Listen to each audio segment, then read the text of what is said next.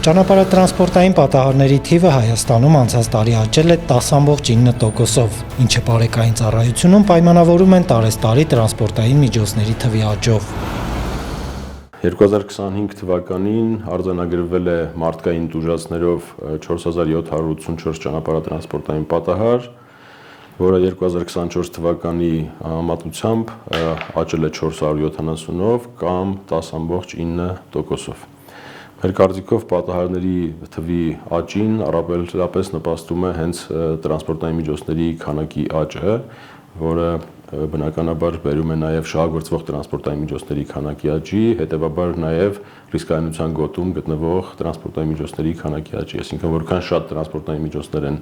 շահագործվում, բնականաբար ավելանում է այդքան ռիսկը ճանապարհատրանսպորտային պատահարների առաջացման։ Արդեն 2 տարի անընդմեջ նվազում է ճանապարհատրանսպորտային պատահարների հետևանքով մահվան դեպքերի թիվը, ի տարբերություն մարմնական վնասվածքների ցուցանիշի։ Զոհվել է 283 եւ մարմնական վնասվածք ստացել 7073 մարդ։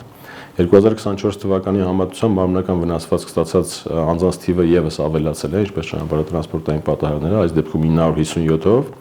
սակայն իրողություն մեզ եւ կարծում եմ բոլորի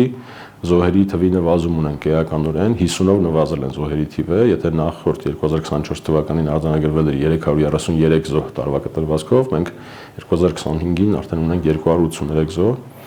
Ընդ որում պետք է առանձնահատուկ նշենք այն հանգամանքը, որ մենք զոհերի թվի մեծ չափով նվազում ունենք երկրորդ տարին անընդմեջ արդեն, այսինքն մենք 2024-ին 2023-ի համեմատ եւս ունեցել ենք զոհերի թվի նվազում, այս դեպքում 45-ով։ Հանրապետությունում ճանապարհատրանսպորտային պատահարների ցուցանիշով առաջին տեղում Երևանն է, այնուհետև Կոտայքի, Արարատի ու Արմավիրի մարզերը։ Պատահարների թվի ամենամեծ աճը նույնպես արձանագրվել է Մայրաքաղաքում։ Ամենաշատ աճը նախորդ 2024 թվականի համեմատությամբ տարածքային կտրվածքով արձանագրվել է Երևան քաղաքում, նախորդ տարվա համեմատությամբ 249-ով է աճել Երևանում պատահարների թիվը, Արագածոտնի մարզում 46-ով է աճել նախորդ տարվա համեմատությամբ եւ Կոտայքի մարզում, որտեղ աճը գրանցվել է 34-ով։ Հաշվետու ժամանակահատվածում ներդրվել եւ կիրառվել են ճանապարհային երթևեկության կազմակերպմանն ու անվտանգության ապահովմանը միտված մի շարք միջոցառումներ, իսկ որոշները նախատեսվում են ընթացիկ տարում։ Երկու միջոցառում նշեմ, մեկը տեխնիկական է, որ նախատեսում ենք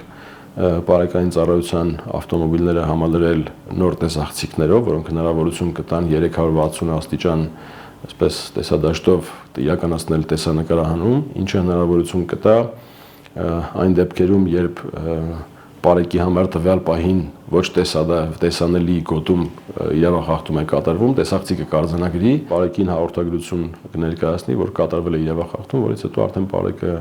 գործողություն կիրականացնի, բացի այդ կունենանք ապացուցողական ավելի մեծ բազա տեսագրություններ կամ լուսանկարներ իրավախախտումների, որոնք հնարավորություն կտան նաև հետագայում բողոքարկումների ժամանակ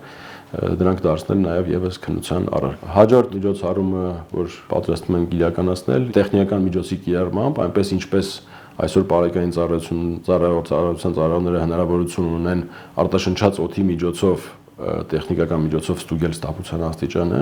նախատեսում ենք ներդնել նաև սարքավորումներ,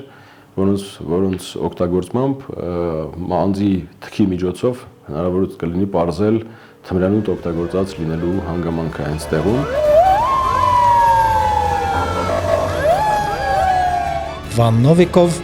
Հովհաննես Մկրտչյան, Armenpress։